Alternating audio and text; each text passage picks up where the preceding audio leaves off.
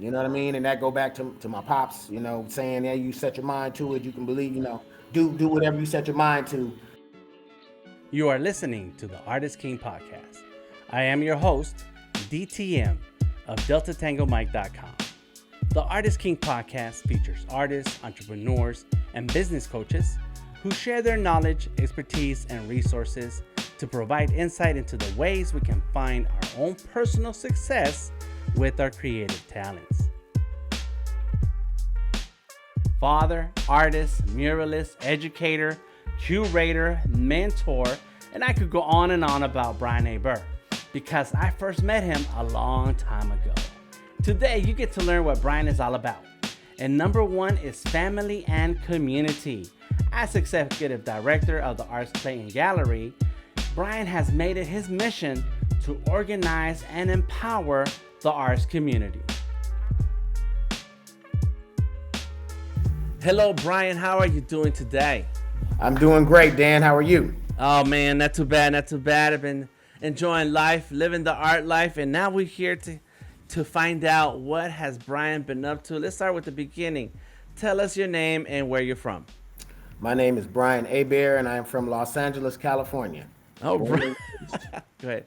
You said I interrupted you. Los Angeles, California. I remember Oakland, but that must be some other part of the story. But in any case, where in LA are you from? Compton and Inglewood and South Central. Okay. Yeah. Nice. I had family in Inglewood, so we used to hang out at the Compton swap meet a lot. Mm-hmm. Yes. Yes, indeed. The swap meets were worth it. The Rhodium, the Compton swap meet, the Inglewood swap meet, Slauson. Yeah. Yeah. Imperial Highway. Yes. Just get to Imperial Highway. It'll take you everywhere. Nice. And so, is that? Tell us about your beginning of your creativity as a kid. How old were you? What was going on in your life, and where did the inspiration come from? For me, I used to draw dogs. I've always been an animal lover. So myself and my cousin Scooby, I call him Scooby, David Witt, he used to draw, awkward as it might sound, he used to draw Peterbilt trucks. Okay. That was his thing. We used to watch a lot of Dukes of Hazzard, and you know what I mean. And that was something that grabbed my cousin. He used to draw these Peterbilts, man. He used to draw them real good. My thing was dogs and animals. Okay. So I would do a lot of that, just on the quiet tip. Nothing blasted out to the public, but just on the side, I just always loved dogs. Yeah, so And that's my beginnings. nice. And what kind of dogs do you draw, and why dogs? Something about, I think it's something dealing with Anubis energy that, is going on. I definitely I've always had that connection, connection to the dog star, just without knowing, like from an unconscious perspective, you start Yeah. doing research and find out your attraction to this. Uh huh. Also the connection between dogs and God, you know what I mean? That always kind of, used to register with me too on some, Yeah. metaphysical stuff. That's Yeah. like for me as an artist, I gravitate to the metaphysics, in my work too. A lot of times it's not the simple mundane, it's Yeah. simply to explain, but that dog connection, I believe it has something to do, even the Dogon. I don't know what my connection is with the Dogon, but I think it's all connected. Did you read a lot as a kid, and that inspired some of it, or was your Yeah. family into knowledge? Yeah, my dad was definitely a thinker. Always, he's the one that really introduced metaphysics to me and my sister, my twin. I got a twin sister, Brandy. Okay. Shout out to my sister Brandy, and she, it was just something. He always said, whatever you set your mind to, you can do. Whatever you set your mind to, you can do. And for me, I believed it. You know Right. what I'm saying? But dogs, I always loved boxers and pit bulls and German shepherds and Doberman pinchers. And then I What? then I gravitated to I saw my first tiger stripe pit bull in Compton growing up, and from there I was hooked. So now I actually raise dogs and breed dogs, pit bulls, old school pit bulls. Right. Yeah. So you are a pet and dog owner, Yes. and in real life, not just in drawings. Right. Exactly. That's right. Yeah, I had to go there. I had to go there. As soon as I got a Uh huh. certain age, Uh one huh. of my homeboys, Perry from Southern, when I was at Southern University in Baton Rouge, the homeboy Perry, shout out to Perry. He had a dog that we got from another friend of ours, Che. Mhm. Shout out to Che, man. Che got a beautiful Kobe female from from a Kobe farm in Denham Springs, Louisiana. Okay. They somehow negotiated, traded off. Perry ended up taking the dog, named her Ebola. And when he bred her to another one of our friends who had two phenomenal dogs, Big Al, shout out to Big Al, Brandy and 8 Ball, they had a dog, a litter, and of course, they had a dog named OG. And Mm. OG was owned by the other homeboy, Todd. Shout out to Todd and his wife Ariel, all Southern folks. You Uh know what huh. I'm saying? And but they were all from LA too. And so, OG and Ebola bred, and I got a puppy from that, man, and that set me straight. Once I got that puppy, I never stopped. I never looked Uh back. huh. Yeah. Okay. So it's been a lifelong Yeah. path with dogs. That's awesome. So you mentioned Louisiana. And it sounds like that's where you went to art school. Yes. Yes. Okay, so tell us about here you are in South Central, and as a is thinking about your future and making decisions about your future in art. Is that something that you made on purpose, or were you considering other things like breeding dogs, maybe being a vet, and art was just like, let's try that. Well, for me, art was always first. You know, the veterinarian or any of that, you said it right. That was an option. But that was second. If this art thing don't work, yeah, but for me, I always had belief in what I could do. You know what I mean? And that go back to my pops, saying, yeah, you set your mind to it, you can believe, do Right. whatever you set your mind to. So I went art. And when I went to Southern, I didn't know. See, again, my experience in the arts was limited as far as formal training. So when I went to Morningside High School in Inglewood, California, I was there, and Miss Sykes was my art teacher. She would Okay. give me assignments to do the banners for the games. I need you to, so I would do that, and that was good practice and from there, I, I just, it was like she was showing me, hey, this art thing is feasible. You can do Uh it. huh. So Right. then from that, again, no formal training. I won like a Martin Luther King art contest and went and, picked up my cash, and went and took my homeboy to get some food. I man, come up here with me to this thing so I can get this check, Uh huh. and that's what I did. Went and got the Right. check. Right. Me and the homie went and ate, and then that was it. My folks didn't even know about this, because everything Okay. in motion so much. Uh huh. You know what I mean? We was just moving and grooving. That at that stage of the game, like LA, you move in LA. We riding a bus at young ages. We walking through neighborhoods. We all over the place. Right. Right. Yep. So that was a big step. And then a friend of mine, who was an upperclassman named Joey Johnson. Shout out to JoJo. JoJo had went to Southern. He ran track. So a lot of folks knew JoJo. JoJo came back with information about Southern University. We didn't know nothing about HBCU culture, none of that. We was like, Right. Right. Right. at college, what you talking about? Right. Yeah, Right. well, Right. what is that? So I was out with the chicken pox, and when I came back, everybody was hyping over Southern. Oh, Uh Southern, huh. Southern. All the homeboys who I, hung out with, played football with, some of them, and then my sister and her, friends. Everybody was like, "We gonna go to Southern." Most of us had Louisiana roots anyway, Okay. so it was like Southern. So then, of course, at Southern, the only thing I cared about was art. I didn't know if they had an art program. Matter of Okay. fact, say this: if I would have been deeper into studying art, let's say like some kids, like what we try to do for art for the next generation, we give them formal training, we give them as much as we can. Yeah. But had I been schooled that way, I probably would have went to Cal Arts. You understand what I'm saying? Institute or because Yeah. there's so many, Dan, so many art schools in California.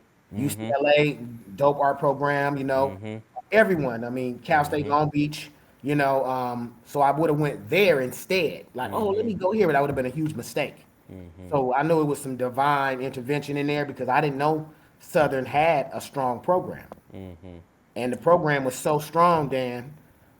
I'm in there, man. I'm talking about this program was elite. Uh huh. I had no Okay. idea. Uh So I huh. got in it and it was on. Like everything from schooling you about, your craft, learning shading techniques. We got it from the top to the bottom. I Mm-hmm. learned curatorial studies Mm-hmm. by default. It was Right. like, we Right. having this show. Y'all come in this gallery and help us out. Let's go. Uh Huh? huh. You gotta do Uh huh. what? Grab that Yeah. paint, grab that spackle. We're gonna Mm-hmm. patch these walls up. We learned it like that. Mm-hmm. Lay out the work, look at it, see how it coordinates. Put this over there. No, that don't look good. Move this over here. The Mm-hmm. strong with the passive, the subtle with the. You know what I mean? We had to do Mm-hmm. all that, and that was how I learned. Curation. Yeah. So from Right. that perspective, also curation and installation. So really, Mm-hmm. they go two hand in hand. Now you do got Mm-hmm. curators that just want to coordinate the work and then let somebody Mm-hmm. else come install it. I Mm-hmm. didn't learn that way. You know what Right. I mean? You know what? Right now, I have to recap what you just said because Mm-hmm. that's important for artists. And this conversation is for the benefit of artists Yes, and sir. anyone who's looking into art as a career and needs to hear the experience of other artists. And so, um, number one was art was your destiny because if you had more access to research and resources, you would have chosen an art school that was dedicated, a school that was dedicated to art.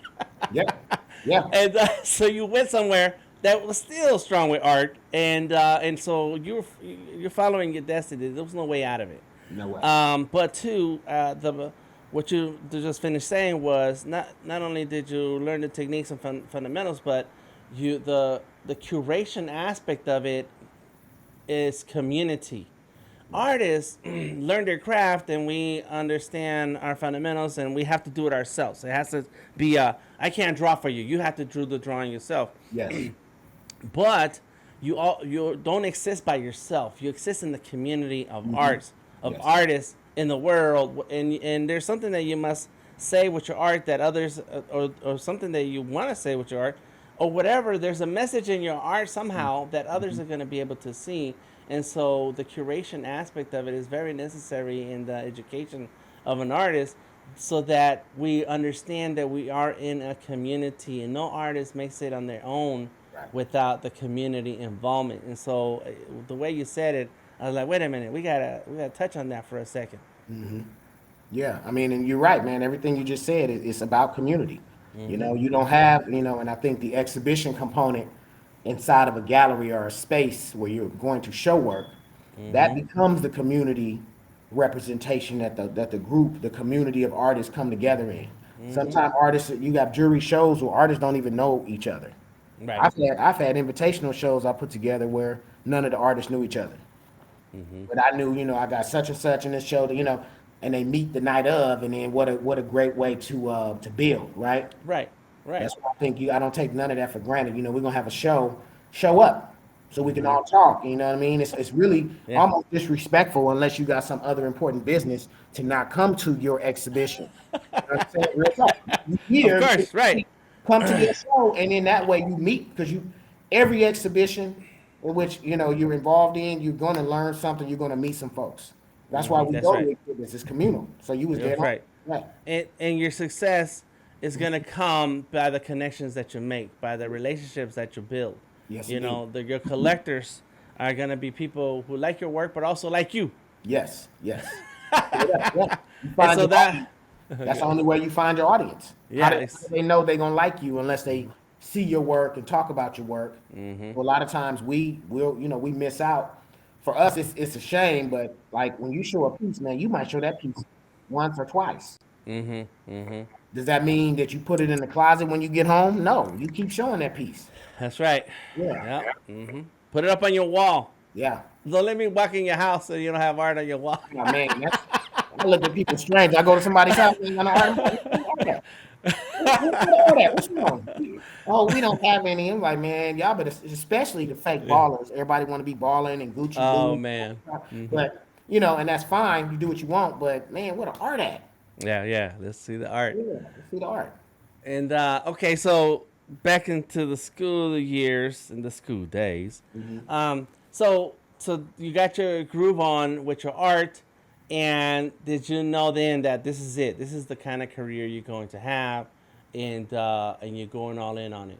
Yes, indeed. I knew. I mean, I started because at the time you asked about reading, so I'm reading, studying, discovery books about culture and history.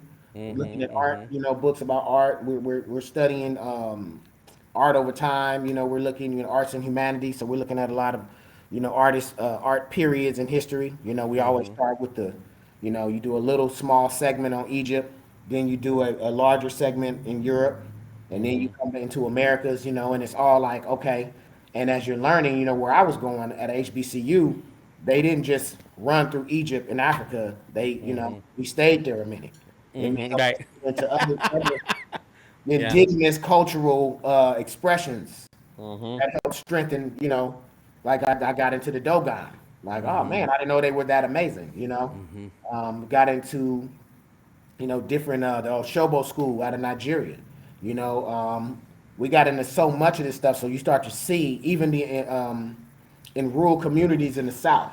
You travel through the South, you like, yo, you seeing the shotgun houses, you seeing the Kool-Aid colors painted on the houses. We studied all that. We studied Afro Cobra and the fact that they had a working the way they worked, in which they even incorporated Kool-Aid colors. So that was that drawback to the rural.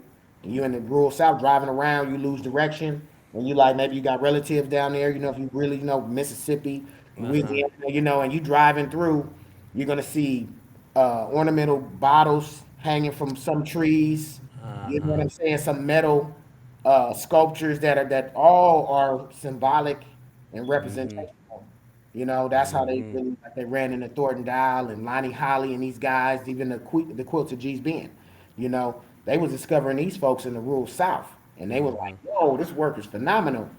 But you look at it and how it all ties back. Most of your indigenous work, it has some connection. I'm not saying it's all connected, but they're all drawing on the same influences, really. Earth, sky, the moon. The whatever the environment is that you're living in. If it's hostile, if it's you look at patterns, the way they quilts of G's being, the way they use patterns. You look at Thor Dow's work. He's taking those symbolisms that we talk, that you see in the rural South. That some people like get major props for. Another artist may get props for that. But like Gordon Dow was doing it for real. Lonnie Holly, them cats was doing it for real. That's what they do, and they just started getting recognized. But so we're looking at all that stuff, the shotgun houses, the ornamental, sculptures and stuff, and it was dope, man. And Yeah. we stayed in it for a minute. We looked past just what the book was asking us to look at this and stop. It was like, no, let's look past that. And I give a shout out to Southern at that time, Robert Cox, Martin Payton, Randall Henry, Dr. Yuba. I mean, these people, you know, Mr. Daniels, they were just so strong, and their goal was to tighten us up.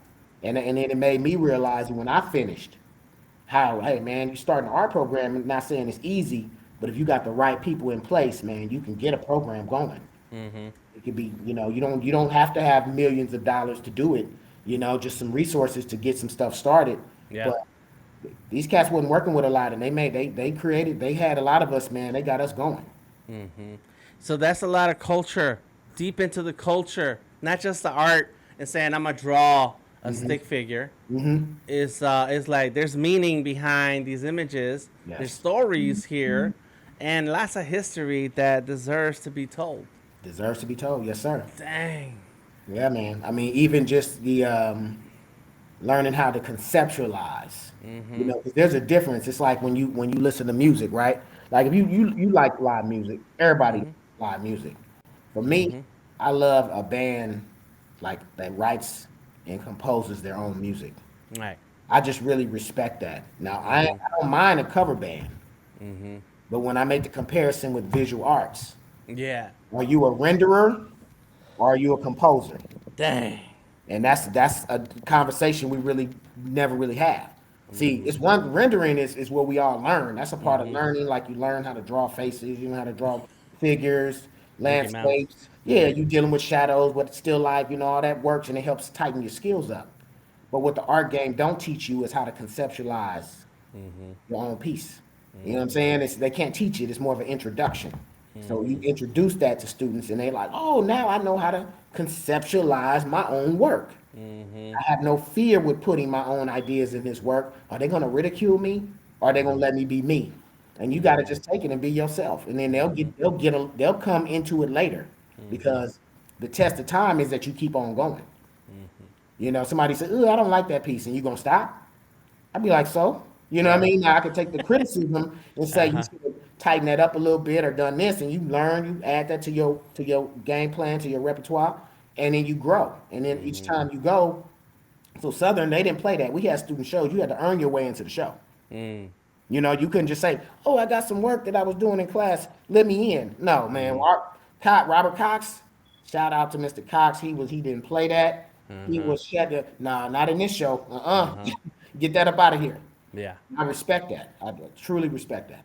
And that, I think that's where, um, the communication aspect, which is lost a lot because again, artists spend a lot of time by themselves, and they're in their head a lot, and the art comes out their hands. But we have to be able to communicate our ideas, our experience, so that there's context to the artwork, so Yes. that others could understand your point of view. And of course, it's always cool to just say that it's up to the viewer to interpret the art. That's one cool thing. But at the same time, if there's some questions Yes. that the viewer would like to ask of the artist needs to be conscious of their decisions, of the composition of their storytelling, to be able to come in and say, okay, this is why this happened, this is why that happened, Yes. and Yep.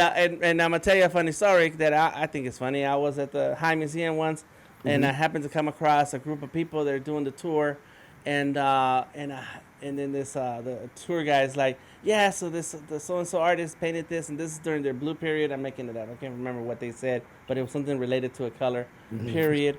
And so there's a lot of blue, and I'm thinking to myself, that's a lie, because the truth is, this artist was probably down on the paint, down to the last bit of paint, and says, this is the colors that we're keeping. Real talk.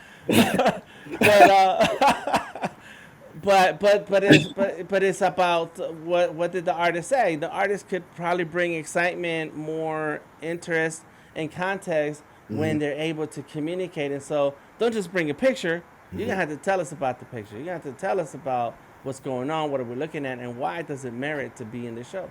Right. I assume that that's how you do your shows at Arts Clayton, because every show that I see you post, man, it's amazing artists and it's a great body of work. It's crazy.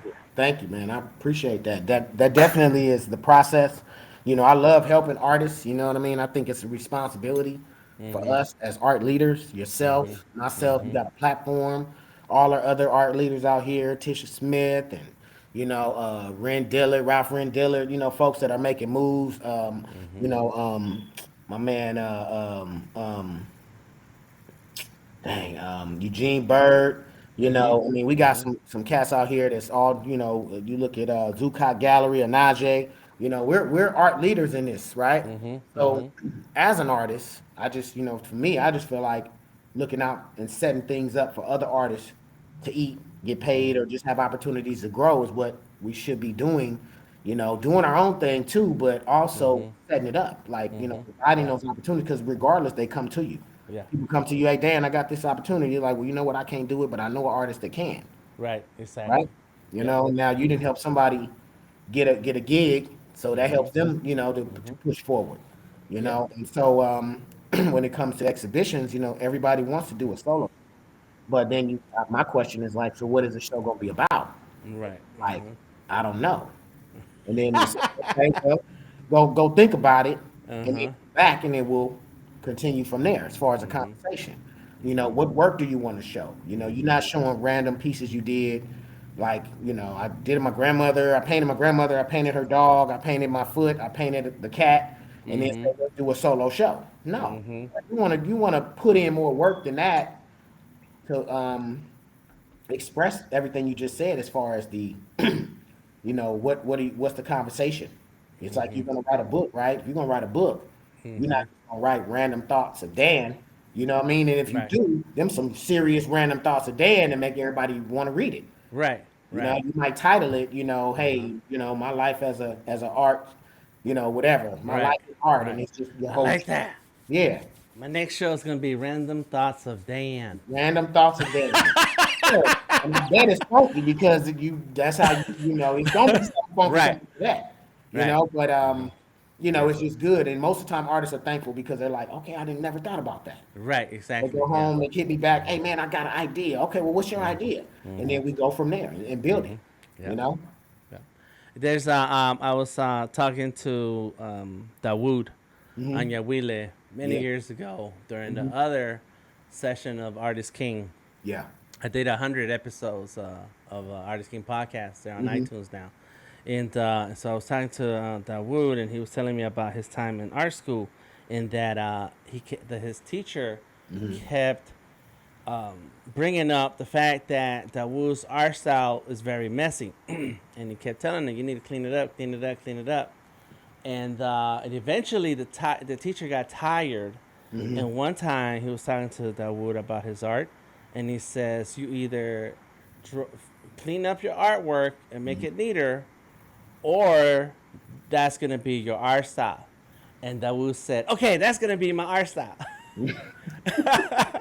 And so, and I say that's a cool story because Yeah. it's like like you just said right now. Sometimes you don't even think about it until it's in the conversation. Like, oh, you know what? That's a good idea. Hmm. And but also, sometimes just own it. Like if I say the show is about random thoughts of Dan, then it will be a show of pieces that don't go together. Hmm. Right. But because I have a story, Hmm. then it makes it a collection because the Hmm. story Hmm. brings them together. The Yeah. paint styles, the materials, the themes are not Hmm. nowhere related, but because I am part of Right. the story, Right. then I can so you own it. So I think that being able to go through the education you went through, the experiences you went through, has Hmm. enabled you to have this other layer, and being an artist and a curator has enabled you to have this other layer of fundamentals that you pass on to other artists, and you're able to curate, and Hmm. that gives you that opportunity to then bring something new to the world that these artists need someone to talk to give them some of these ideas. Yes, indeed. I mean, yeah, I truly everything you said, I totally agree with. It really shows because artists, we really don't have too many boundaries, and it really shows your flavor. You know what I mean? To be able to pull that off, because like you said, the whole thing it comes back full circle. You know what I mean? And you're gonna make something work with it. You're gonna, because you're talking about almost like a retrospective. It's like, well, because I mean, you've been pushing all this time, and what comes out of your head is it's all interrelated. You know what I mean? It's Right. like you Yeah. can have distinctive, separate series that you're working on, but all of it's still coming out of that same mindset. That really puts you in a situation where, whether it's the technical style, you know what I mean, the way you approach it, if it's messy or not, whatever. That it's also just what craziness comes out of your head. Whether it's this series or that series, you got three different series, and you can show them as separate, right? And Yeah. then you can come together and split them up and have them all in one because Right. it's still coming out of that mindset of somebody who would even think to do this. Yeah. Yeah. Some people, you know what I mean? And that goes into that whole, conceptualizing beyond. And sometimes that's why you need a curator who can see these things Yes, indeed. and Yep, express yep. them. That's great. Bring it all together, kind of drop a little game on you. You'd be like, oh man, I ain't never thought about that. Yeah, Yeah. pretty Because the good. artist is focused right here Yep. between what they feeling, what they're thinking, into the mediums, and that's it. Yeah. Yeah. And then they demand that the world Mm-hmm. respect their work. Yeah, it's like, respect my work. Yeah, straight up. True. Yeah. Respect my work. Yeah, And then sometimes I tell her, I said, you don't put the drawings on the floor like that. Yeah, Don't bring me a sheet of paper like this and say, hang this. Like, no. yeah, yeah. Right. You got to respect it if you want others to That's respect it. correct. They Yes. say, they say power is the ability to define your own reality and have others believe it. So that's really, you think about an artist, bro, that's what we do. We define every time you work on a piece, you do something, you're defining that, you're telling people that's your power. This is my reality, and it is what it is. Y'all Right. gonna believe it or not, because we don't care if you believe it or not. We gonna still Right. do what we do. That's right. So All right, we mentioned Arts Clayton. Before we get into Arts Clayton, when I met you, I think it was through the Southwest Arts Center, Yes. and that was over 10 years ago, a long Hmm. time ago, man. I can't remember. Yeah. I know I had hair. I think you've been shaving your head the whole time. I think so. I can't remember. Yeah. That's how you gauge art time after a while. It's like I used to have hair. It was no beard in those days. So tell us about your journey as Hmm. an artist and curator. It kind of went hand in hand because I think that sounds like after the school experience, is that you say to yourself, "This is how I need to do my art career, Hmm. and I need this kind of structure around it. So let me build the structure if I don't see it." Yeah. It's like you said earlier, it was divine, man, real Mm-hmm. talk. It was like I finished school, I moved back to LA.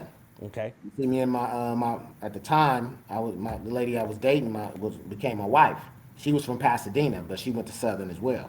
Mm-hmm. I finished first semester before her. Okay. When I finished, I moved back home and I'm in Inglewood staying with my mother. Mm-hmm. And a friend of mine has a gumbo restaurant on Market Street. Mm. And another friend of mine, my homeboy CJ, shout out to CJ, Clayton James, and the homeboy Lee, shout out to Mm-hmm. Lee. Lee had the gumbo shack. That was his restaurant. And it was all, his auntie's recipes from New Orleans. So he was like, he wanted murals. And I'm just leaving Louisiana. So I'm like, oh man, I got him. Mm-hmm. So I'm there for like a month and some change, working on these four murals Uh in huh. the restaurant. I had a ball, and so I'm doing that. I'm getting, getting paid. I'm sending money Eating to gumbo. my lady. Yeah, eating gumbo. Yeah, food on Instagram. We in Yeah. there eating good every day. I'm spending the night up in there, bro. It was like that. So Uh me, huh. the homeboy AJ, shout out to AJ. Uh huh. AJ, myself, Lee, we was just in there every day. So we Mm-hmm. in there drinking Coronas, and they watching me on the wall. That's what they're doing. Mm-hmm. They're getting the restaurant stuff set up. They got a chef who just got out the pen, who Mm-hmm. was a master chef. He had been cooking for folks, and he was amazing.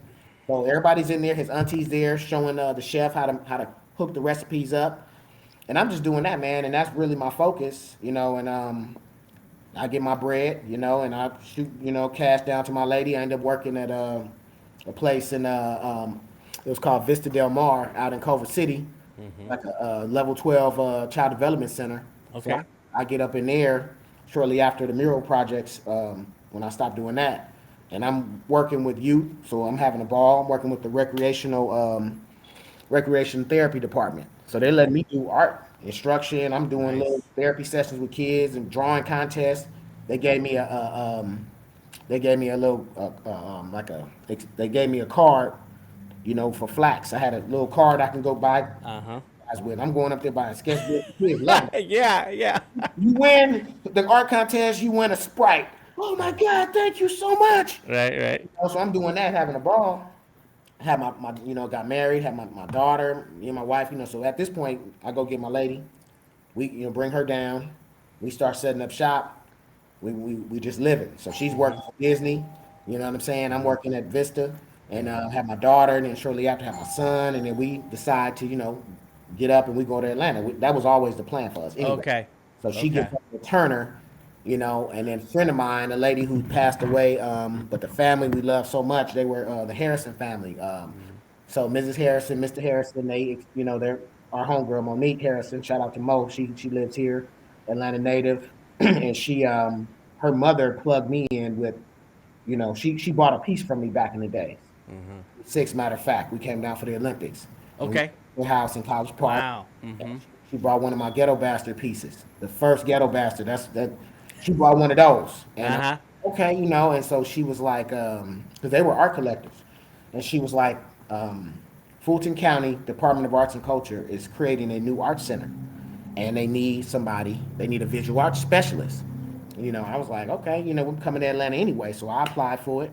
Then I came down here and harassed at the time the director. His name is James Reese. Shout out to James. He still works for FGTV. That's my brother, good guy. I was harassing him, calling. Hey man, look, I was flying out here. Hey man, listen, can we meet? Uh huh. everything not even set. James like, okay, so we meet, we chop it up, and he's like, I got you. And so that was like May of like 2001, something like that. We move out here in July, Okay. and so that position for me didn't kick in until September. You know what I'm saying? But my wife, soon as we touched down, like the next day, she was at Turner. Yeah, she set it up. So, Nice. so we just was boom. But when I got on with Southwest, in the team, it was just myself, Corinda Richardson Williams, Paul Craighead, and James Reese, and we were just in there, just building it up. And then we got Judge Lucky, and we got Navia Griffin Watson. Shout out to them, Navia. And we just built it from there. Eric Spike, and then we just had a team. And we just kept going. And then for me, my job was to build a visual arts program. So then myself and Corinda, we were kind of working together on that from that aspect, and was just really pushing programs, exhibitions. I'm going from what I learned at Southern. Everything I was doing at Southern gave me that game. So I'm sharing this with my colleagues. They don't know nothing about visual arts. So whatever I'm saying is gold. They're like, yeah, we do it. Whatever, Brian. So knocking out jury shows, we knocking out group shows. I started experimenting with invitational exhibitions and projects, and each time it was on. So then shortly after James Reese leaves, then Michael Samunga comes on board. Him being an artist, he has a writing background, and so Mike's philosophy was, man, let's do it till they tell us we can't do it. Like what? Oh, Yes. let's roll. And that's shout out to Mike. We was hitting it, man. It was Mike be like, hey Mike, let's do this thing. Look at that. He'd be like, write it up. He'd look at it. Oh, it looks good, man. So hey, and it was on me. So that's what we did. That's really how Onyx Con ended up coming to Southwest Art Center. You know what I'm saying? Onyx Con, it's like, Brian, what you think about this? I was like, Mike, that's the lick. Let's do it. And, Write it up. yeah, right. Yeah, it was because Joe submitted the proposal, Right. but Mike didn't. He wasn't hip to the culture. I'm like, comic book culture, man. That's the thing, man. We definitely got to do this. And so shout out to Joseph Wheeler, Michael Samunga. Mike was like, cool, and we rolled. And then HonestCon went on for about 14, 15 years. Yeah, yeah. I want to make a quick note when you said write it up.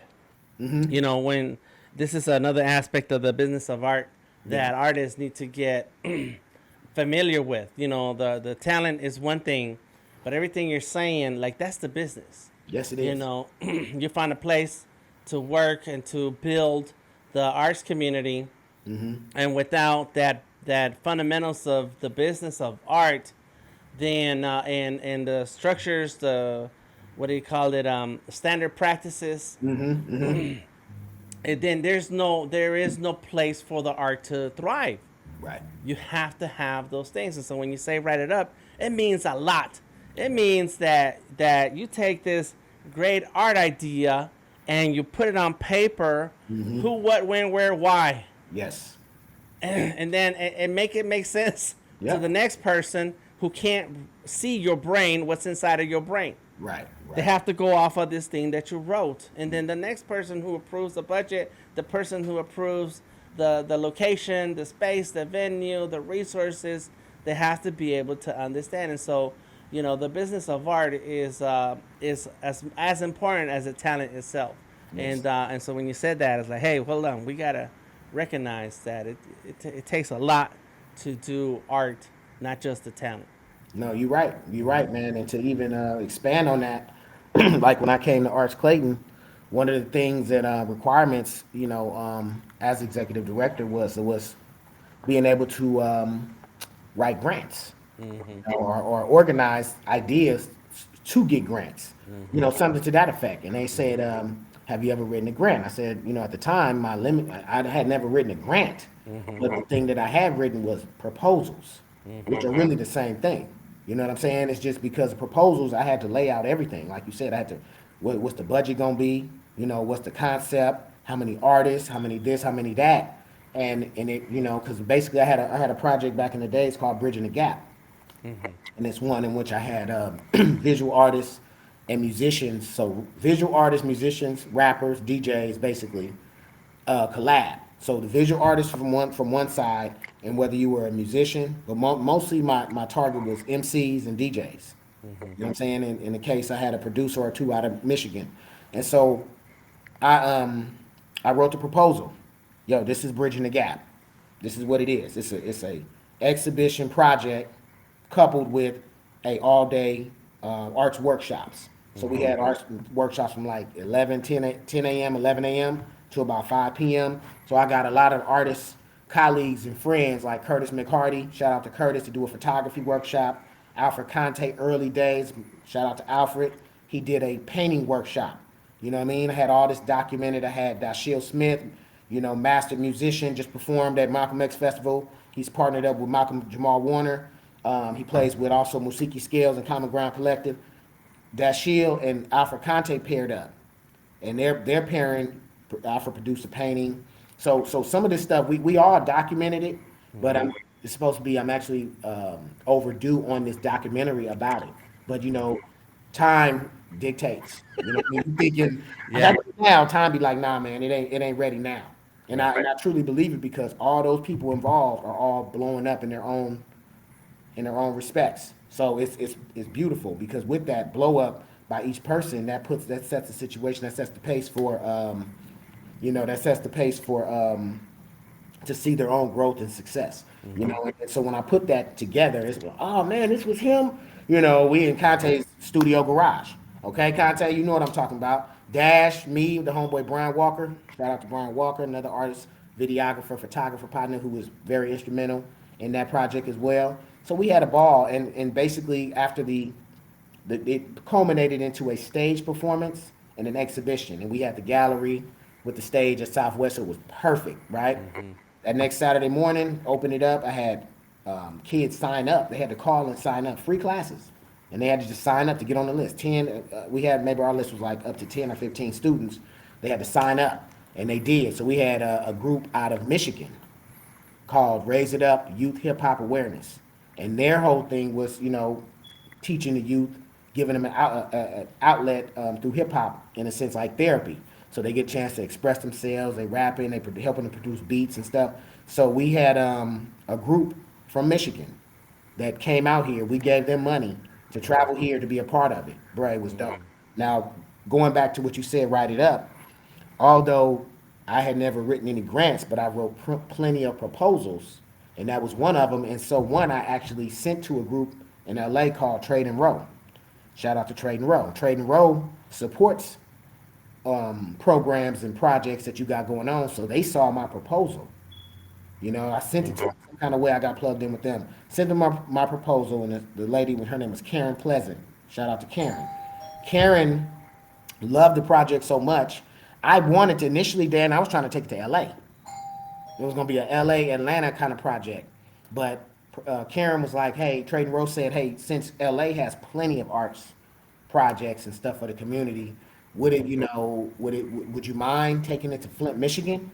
And I said, I don't mind. Yeah. So she plugged me in with Raise It Up.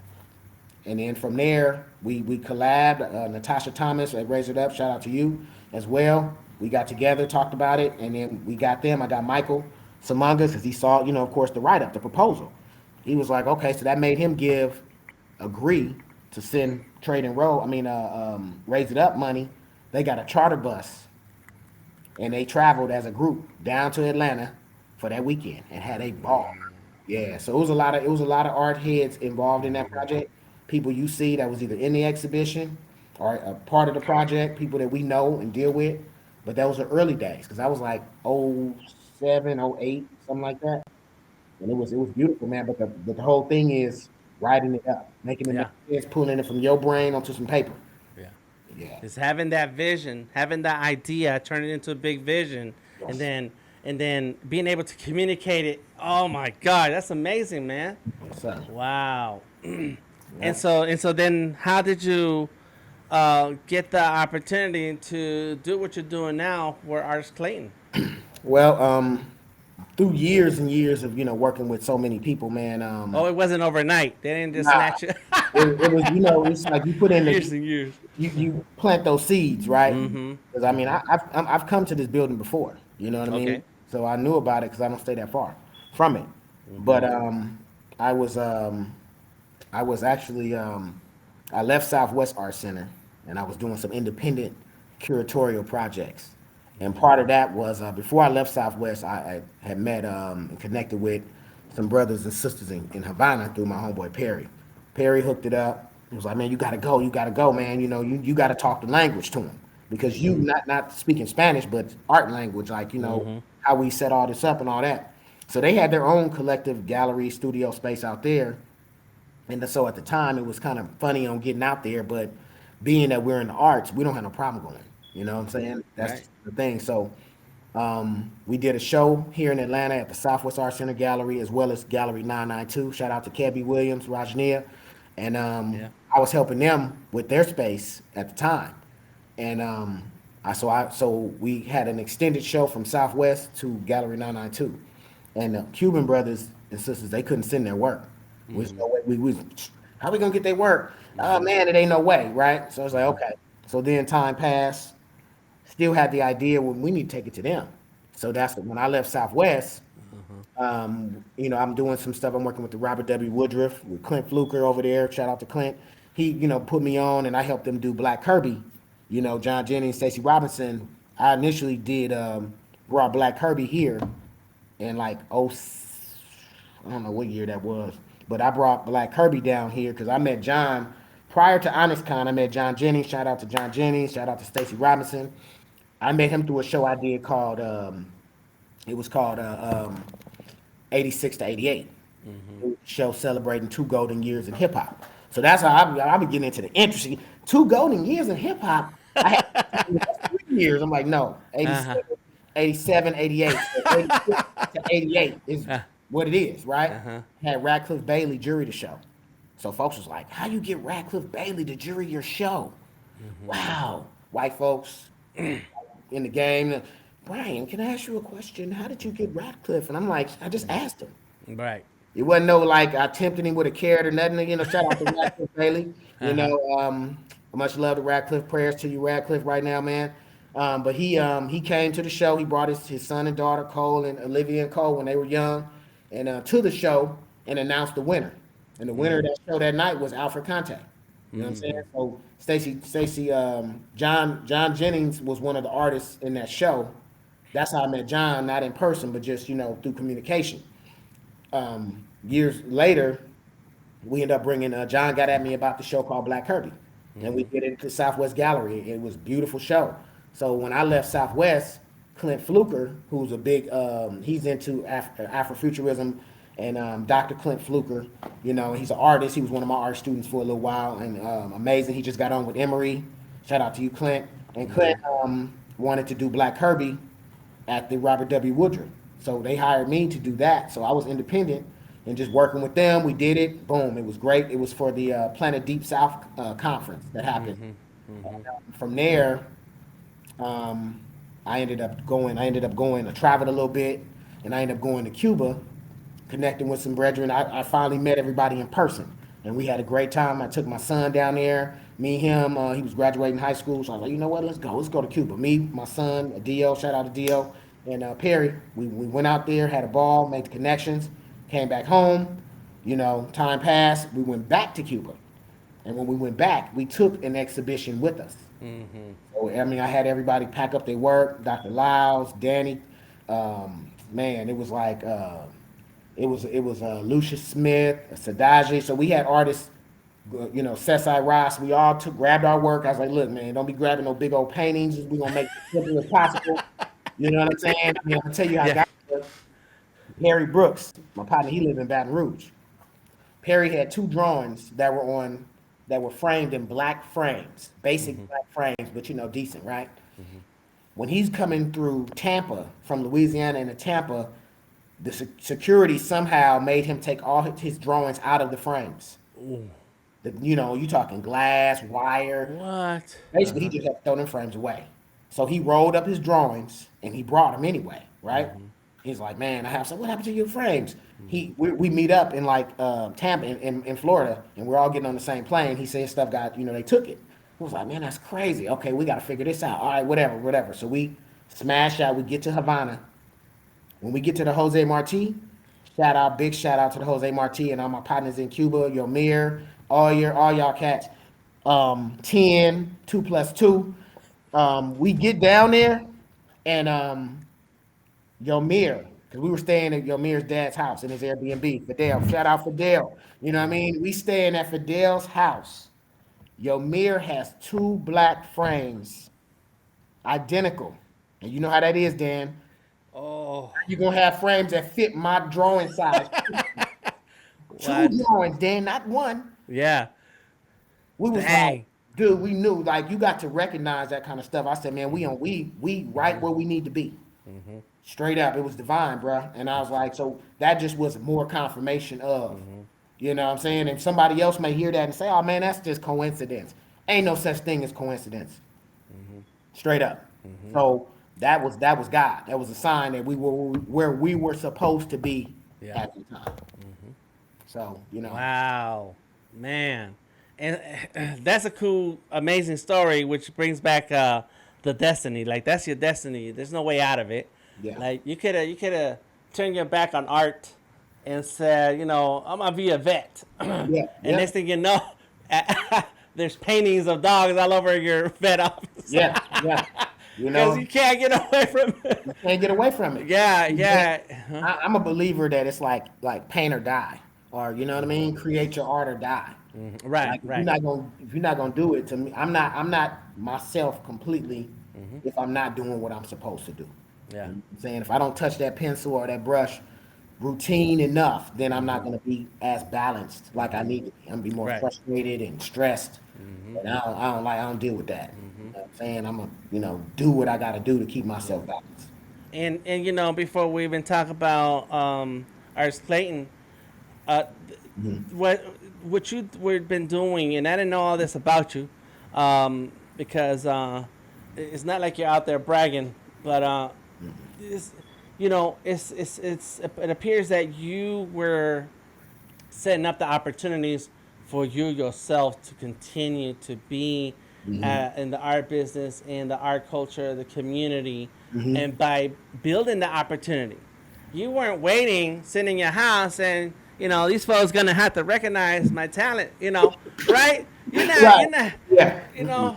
You're like, and so you were not just thinking of the ideas, but putting them into motion, connecting with people. All these names you've been referencing this whole interview is like these are people you built things with that gave opportunity to not just yourself but to your community. And I feel like sometimes we like to say, well, this thing is not happening. There's something not there for me. Where is it? Where's my place? They're like, well, if you can put on the big brain, you can start the process of something, set the wheels in motion, and then people will recognize that there's something happening here, and now that can start the conversation to there be a place for you to have your art or have the opportunity.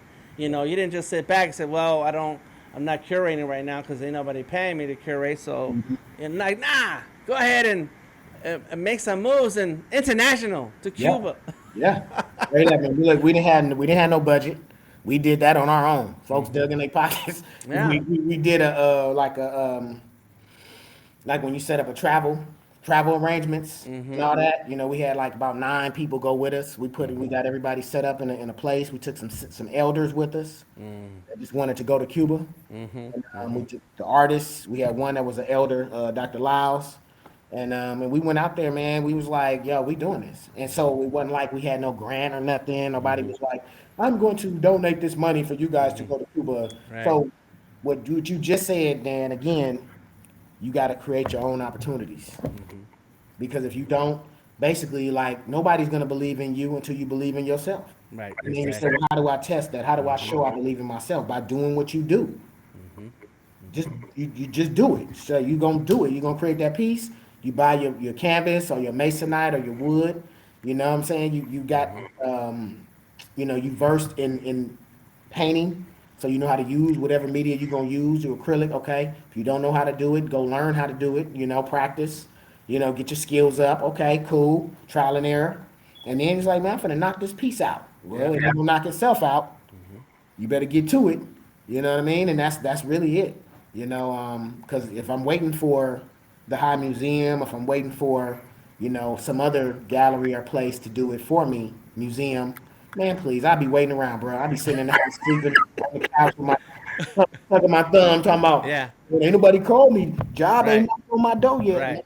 man, please, Right. man. We grinders with ours, Yeah. man. Yeah. You the You same? know. Yeah. I think that if you weren't doing the curation part and the big thought leader Hmm. positions, just as an artist, I could see you going from vet office to vet office You and know? telling them, "Hey, you guys need some of these dog paintings on Yeah, your yeah. wall." I need to get with me. Come on. I'm gonna sew up the vet game. I'm gonna get That's all right. my Yeah. paintings gonna be in every vet Yes. location around Metro Atlanta Yes. in the world. You're Yeah, like, listen, yeah, listen, doctor, I'm gonna let you borrow yeah. two of these paintings. Put a Put them price on tag on them. consignment. Yeah, yeah. Yeah, And then so they got the bread. Hey, look, I'm gonna charge y'all monthly for yeah, this usage, okay? yeah. Okay, unless you buy them. You Right. know, I'm like either way, I get paid. That's right. But yeah, that's the hustle. You gotta find the opportunities, put the work in yourself Yes. to and I have this vision in my head about like artists like you who got their arms stretched out and are pulling the community Hmm. along with you wherever you go. Yes, indeed. Yeah. It's not just you by yourself. You bring in folks with you. I love it, man. I'm feeling chills just Yeah, thinking man. about that, bro. That's awesome. For sure. Thank you. I appreciate that, brother. So, do tell us how you ended up with the big boss uh, position at Arts Clayton. I want a job like that.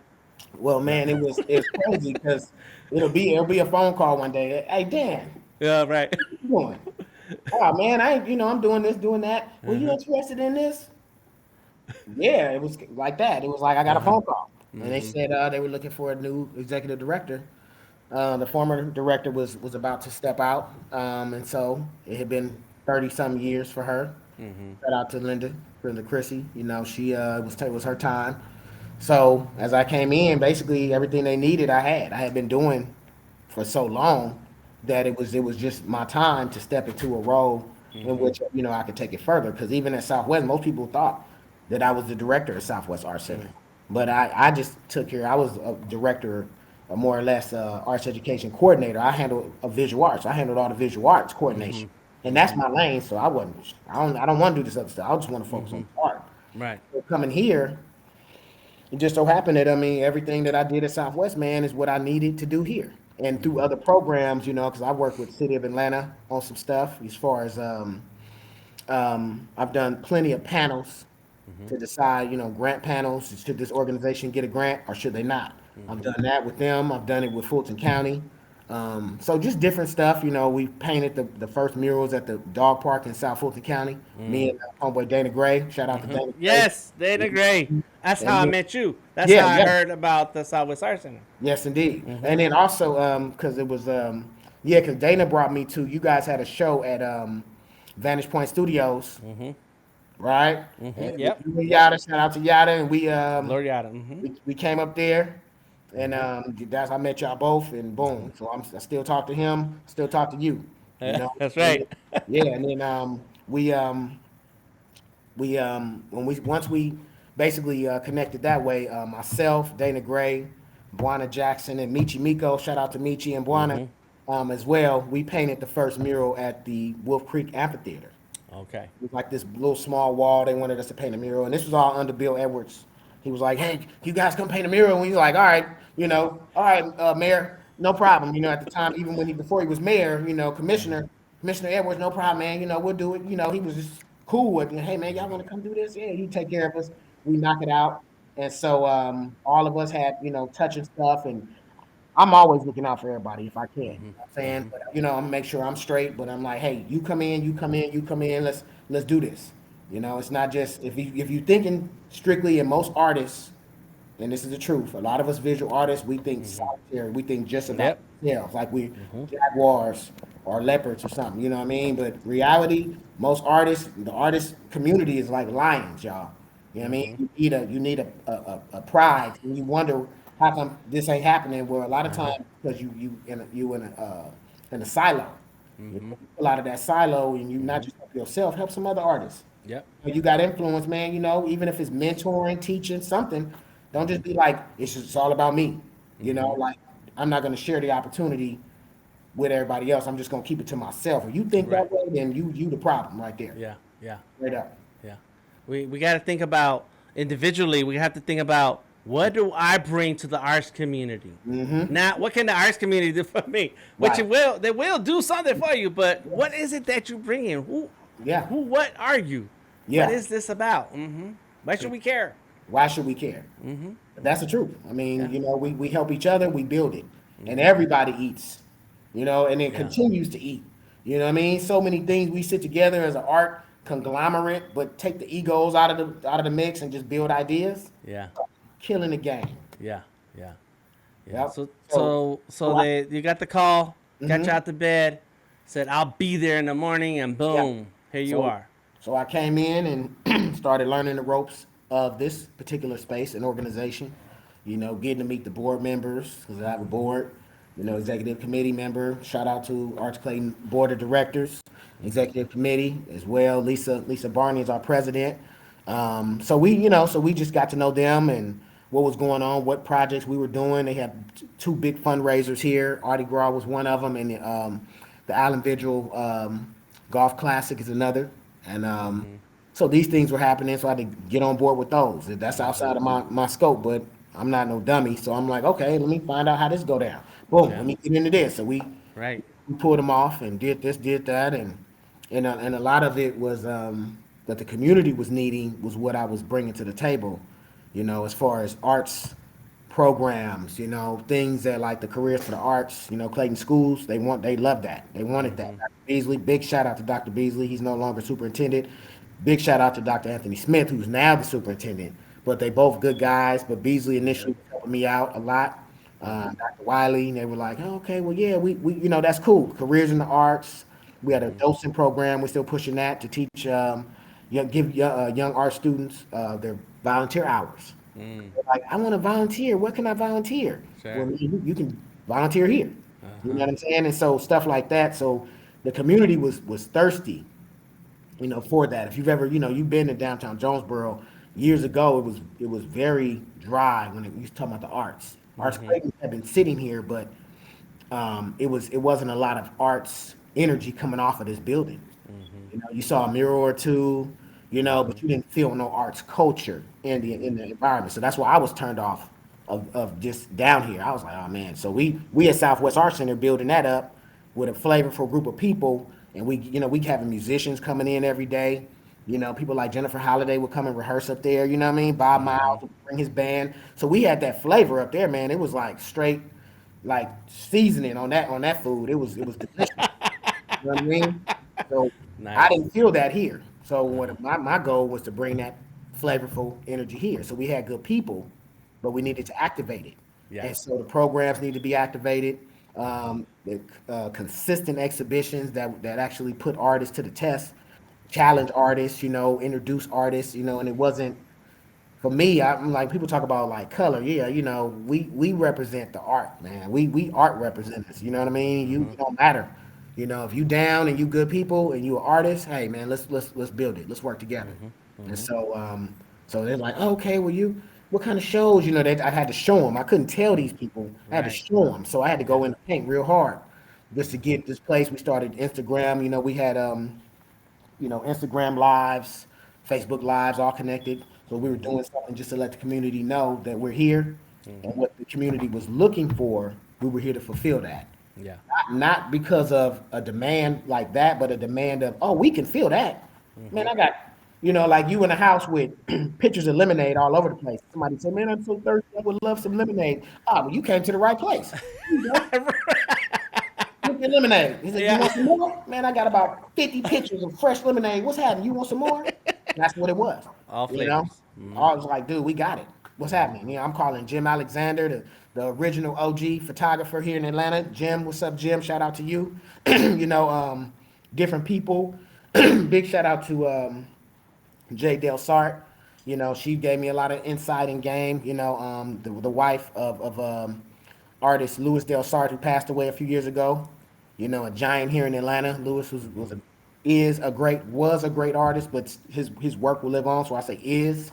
His work is still phenomenal. So these people were instrumental in helping out.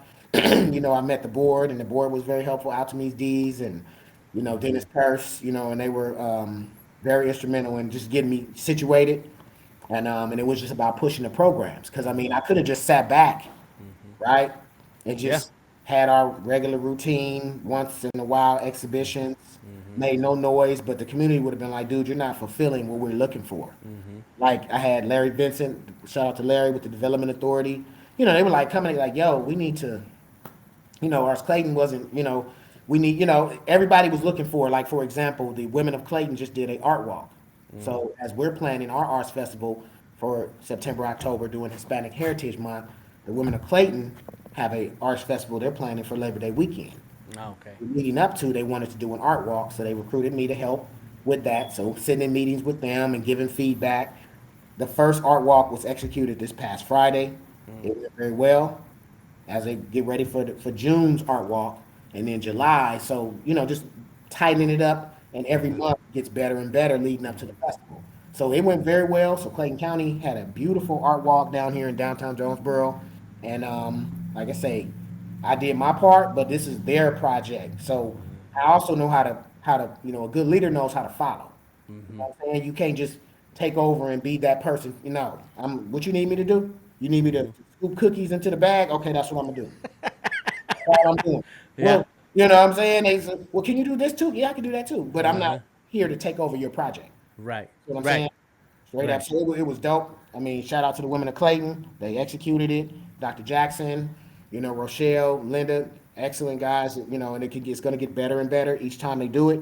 But those things wouldn't be happening if we didn't have that flavor poured onto the space. Because That's now right. everybody is like, Yeah. yeah, Yeah. yeah, it's good.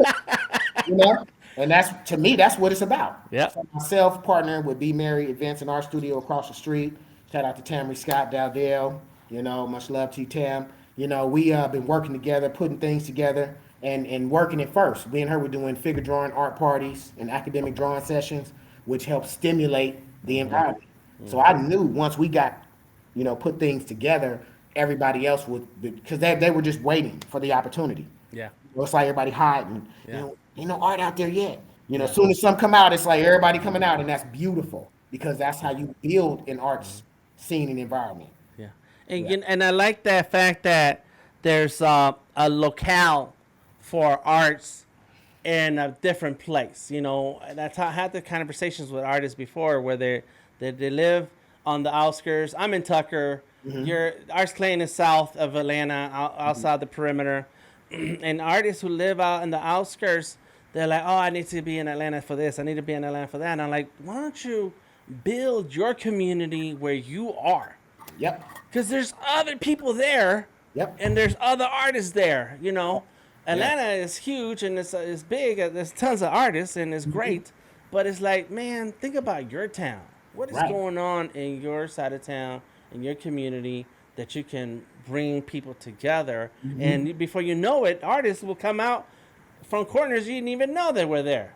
They start popping out, and that's exactly what happens, man. Because then you tie it into, because it's all a part of the Atlanta Metro. Yeah, right. We just focus on Atlanta proper. That's such a small area. Atlanta is very small. You know what I'm saying? LA is huge. Yes. Like, Uh-huh. right? Right. But then, but when you look at it and you break it down from the south side, whether Compton, Gardena, Inglewood, you know what I mean? As you going through different part, West LA, East LA, it's like it makes it up. So when you break down Metro Atlanta, shoot, between Clayton County, Fulton County, DeKalb, I mean, Gwinnett is, to me, further up, but it's still in the metro. Sure. Cobb, all these places make up, as well as city of Atlanta proper, make up that metro Atlanta scene, which is great because then you get a bigger city. When you say metro, you get a bigger perspective. Right. Right. That's what you just said. You bring, whatever area you in, you just tying it into where it's supposed to be tied into anyway. You know what I'm saying? Some cats, well, I just function in Atlanta. I'm like, well, dude, you tripping because it's Atlanta small. You need to be dealing with DeKalb. You need to be dealing with Douglasville. You know what I'm saying? Douglasville end up with a great art initiative. Like, for example, look at Hapeville. Right. Oh Hateville. my gosh. Yeah. Hateville doing it. Yes. Yeah. Okay? Hateville is doing it. And we should all be like, yeah, that's what we want to do.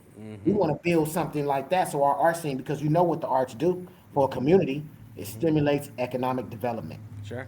Ain't nobody coming to build no major business in your area like Right. that unless Right. you got some arts and culture moving and grooving. Straight And you up. got yep, and you got to pay the artists to do it. Yes, And indeed. they're out there. The artists are out there. Yep. They're out there.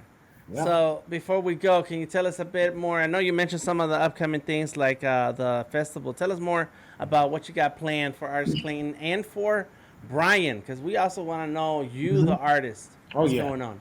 Well, for Arts Clayton, we the one I mentioned to you, we have a jury show actually that opens up on June 9th.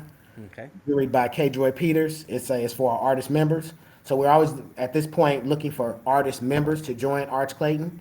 You know, because we have some perks for artist members. You Okay. join it, we'll do 2 shows a year. You know, we do first, second, third place prizes for artists. You know, cash prizes, so that there is a benefit. Plus, any opportunities that come up, sometimes we'll share that with the community, with the artist members. Different opportunities that may come into effect. Like we have a mural program called Muralist Clayton that we're doing, so to help build murals around Clayton County. We've started Nice. a pilot last year, going into this year from support from Clayton County Tourism. See Clayton, shout out to Clayton County Tourism Authority as well. And so that mural program that helps, and then we're talking about Caribbean Nights, which is a project inspired by a place in Havana, Cuba called Fabrica de Art, or AKA the Factory or the FAC. And whenever we go to Havana, that is a destination spot. It's the dopest place. It's not like it's so new, but it's like all the elements, and this is what I've been explaining to people. Had a conversation with Tyree Smith. Shout out to Tyree Smith the other day. We talked about it because he'd been there, and some people think it's a club. It's not a club. It's not a museum. Like, you know what I mean? It's not a gallery. It's not a film. It's not a movie place to watch movies. It's like all of those things. It's not a bar. But you can say that, yeah, it's not a restaurant, but you have restaurant element in there. To me, it's like a funky, like what you would, if you were to like funkify or funk out the High Museum, you know what I'm saying? Real talk, you got a Yeah. concert in there, Yeah. right? You got one banging restaurant that gonna serve everybody.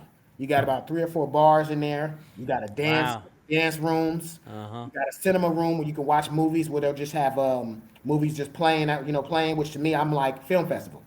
You know what I'm saying? You got enough gallery spaces to have some dope exhibitions taking place, especially if it's all under one exhibition title, right? So I'm sitting there like, yo, man, my mind working. I'm like, yo, this, bro, we're gonna do something. And my plan was to do it at the Southwest Art Center campus. Even though I left, I still had Plug up there. I was still helping them with their exhibitions. So I was like, yo, and I talked to Lonnie. Shout out to Lonnie, to Landia Vini, and she was like, oh, that's a great idea. Let's do it. And they ended up getting sold or transferred to the city of South Fulton under that umbrella.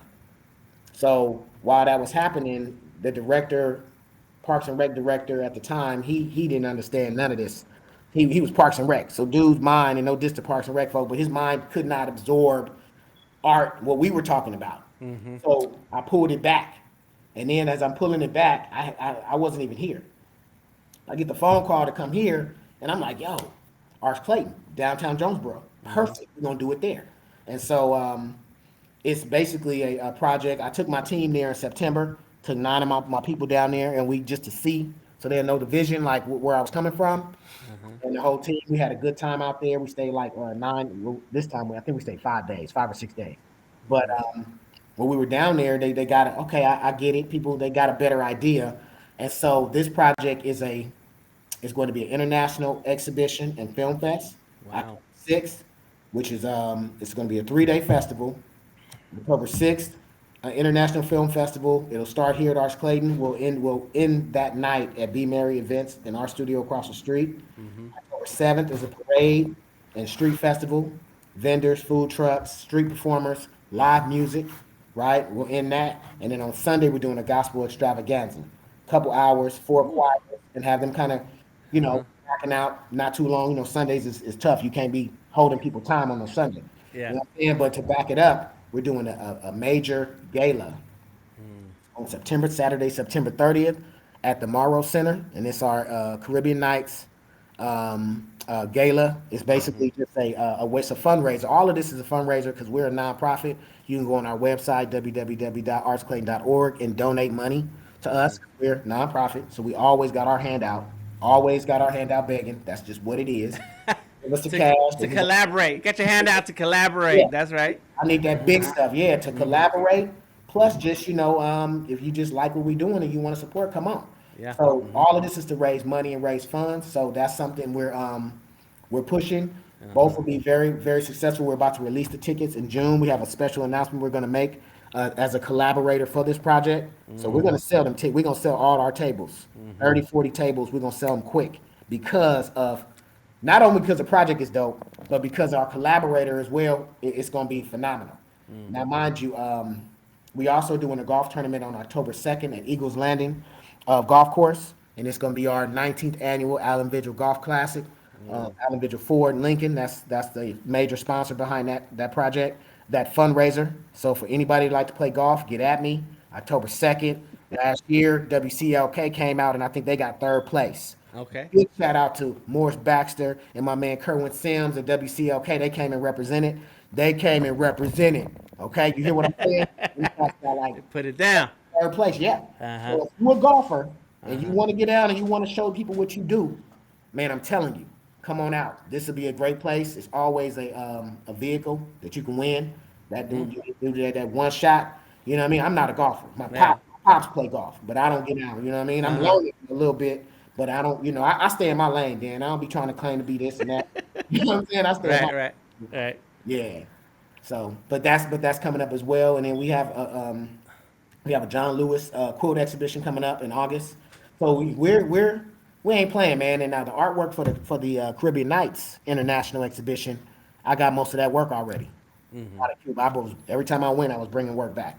You know what I'm saying, and paying for it though. I mean, and then bring it back, get it framed. That way we can go ahead and do this beautiful exhibition. I can get my brother. We're gonna connect with everybody through Instagram and Facebook. I'm connected to them there anyway, so that's gonna bring us this outside the United States appeal. All their connections in Switzerland and their connections in because they don't travel to the United States, but our Cuban brothers, they do go to Russia, they do go to Switzerland, they do go everywhere else. So we're looking to be definitely international eyes on us for those projects. But the exhibition that night is going to be great. If you can make it, please come out. We'll have live music, and we're going to do a mojito bar and like a little thing at Be Merry events in our studio. So it's gonna be super cracking. Get to Arts Clayton, everybody. Come on. Yes, indeed. Wow. Wow. That's Yeah. amazing. And that's just for 2023. That's just 2025. 2023. Now, for me personally, I stay working on my own paintings, and like Dan said, I'm not a braggadocious type person, man. I don't, you find out sometimes, and I got to get better with that. But because I'm so used to just working, so I can put it out there. But I'm not one to be like, yeah, oh look at me. That ain't Brian. I ain't never been that. You know what I'm saying? But my own stuff, my Ghetto Bastard series is continually growing. I also have a series that I'm about to continue pushing called it's a dope piece of fruit series, and it's just basically a piece of fruit in a b-boy stance. I like to call it's a mixture of a landscape and a still life, and that's Okay. just a funky twist on landscape and still life painting. Uh-huh. But the Ghetto Bastard, it has evolved into from the Return of the Ghetto Bastard to Flags and Rags, which deals with our representation. Basically, when you talk about the motherless child being brought to an environment where the child was not expected to survive, but yet and still the child thrives. So to even add more to that narrative, it's like dropping off a 8-week-old pit bull puppy on the Serengeti and like leaving.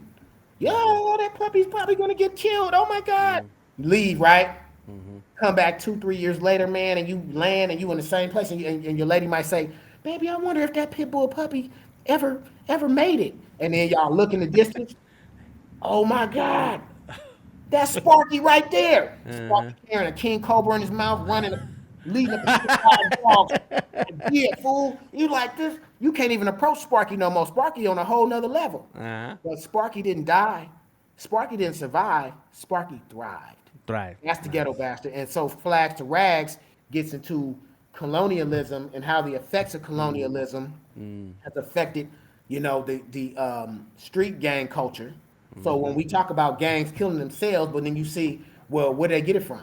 Right. You see what I'm saying? Y'all repping Flags. Now they repping they Flags, aka Rags. So Flags to Rags just speaks to that.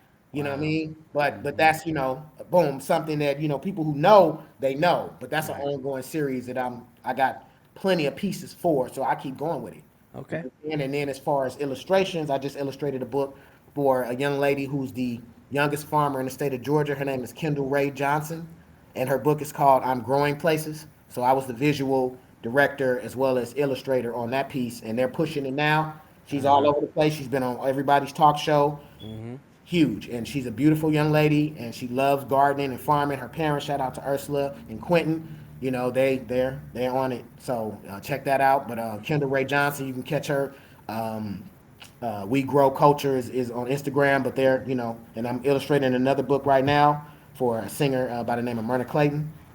And her book is beautiful. It's about the disabled, but she is called I Am Able To, a beautiful book that I'm working with her on and finishing up. So I'm in the trenches. Illustrations is very tedious, so you got to be in it. You know what I mean? So I'm on that for Myrna. Shout out to Myrna Clayton. And so that's what we're doing. That's what I'm doing right now, personally with my work. So Man. And then you find time to sleep some yeah, some oh days. yeah, we'll get a nap in there every now and then. Wake up and get right back on it. Yeah. Yeah. Oh man. Well, thank you, Brian, for your time today. Thank you for sharing your journey, and thank you for continuing to build the community, man. I think it is very necessary that we set the example that we want others to follow, and even stepping in to the space when there isn't anyone there to handle certain things, the gap, Yes. and so thank you for doing all of that. I appreciate you. If you had one piece of advice to share with Brian of back 20 years ago, what would you say? What would Brian today say to Brian of 20 years ago? Man, I would say hold on and hold strong. You're on the right path. That's what I would say. Straight up, like, man, don't get discouraged. You know what I mean? Like let's say my wife died in 2002, right? So that would have been close to it. That'd have been about. So I was still mourning the loss of my wife, and then I'm raising my babies. My kids was 1 and 3 when their mama passed, right? We're married. We got our house. Thank you, and we're building. But any discouragement that say, especially when you don't know what's ahead, you go through a major loss. You go through a major blow like that. You almost like ain't nothing good. Everything, effed up. Everything is just dark. Everything looked dark. I mean, just from my vision at that time, everything was dark. It was like a dark nightmare. You see what I'm saying? And so any doubt, God kept me going strong. I had my son and my daughter. I'm like, man, I can't ever let them down. I can't let them down. I gotta be on my game. But I would say to myself, hey man, keep doing what you're doing. Don't get discouraged. Stay strong. Stay focused. Everything is going to make sense down the road. Just going. That's what I would tell myself when I talk. Wow, that's deep, bro. I'm sorry, I didn't know it was touching on that, but that's great. I appreciate your kind words. I appreciate you, Dan, man. You know it. Shoot. Anytime you need me, man, just call me, bro. Hey, you call me anytime, bro. I am there. Got you. I am there, man. The art and the commitment to the community binds us, man, and I'm all in. Well, thank you so much. We'll catch up with you and follow the links to find more of your work so that we can be there for the big explosion of arts and community. Yes, sir. I appreciate you. Thank you so much, man, and have a great one. Artist King, y'all. Big shout out to Dan the Man, Artist King, the DTM, y'all. Check him out. Peace. Peace. The Artist King podcast is made possible by the support of our sponsors, Azalea Creative Group, Sketchable Plus, and Visual Artworks. Once again, I am DTM, and I look forward to sharing the business of art with you. Until next time, stay creative.